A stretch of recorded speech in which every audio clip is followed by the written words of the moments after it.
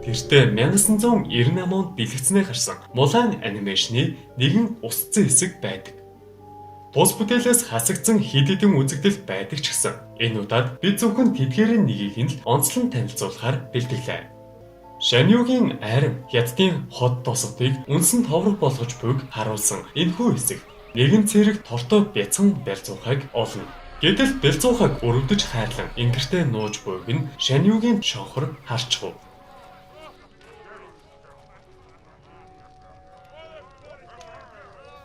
Төдөө толгүй Шанью Астраас гарч ирэн цэргүүдээсээ та нар амьд амьтан үлдээсэн үү хэмээн асуухад цэргүүд бүгд үгүй хэмээн хариуллаа.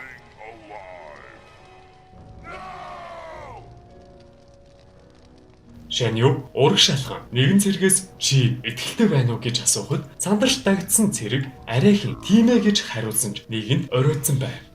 Шанью түүний ингрээс бялзуухай гаргаад чи бяцхан найзтай болсон юм аа да. Бүх амьд амьтанд эрх чөлөөтэй амьдрах боломж олгох нь зүүн хэрэг. Гэвч эрх чөлөө гэдэг өөрөө төлөөстэй хэмээн хэлээд бэлзуухайг суллан өөрийн шууны хоол болгов. Харин бэлзуухайг өрөвдөж хайрлсан цэргээ өөрийн гараар хөнөөчхөд юу ч болоогүй мэд сэлмээ арчаад цэргүүдтэй хандан.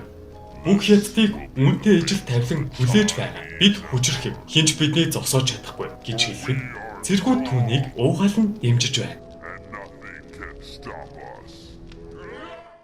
Хизээ түүхийн хувьд маргаан дагуулж ирсэн уг бүтээлд Монголын анхны төр тулсын удирдагчийг хит балмад хэрсгийгээр харуулсан уг хэсгийг устгах гол шалтгааны нэг болсон байхыг үгүйсгэх аргагүй.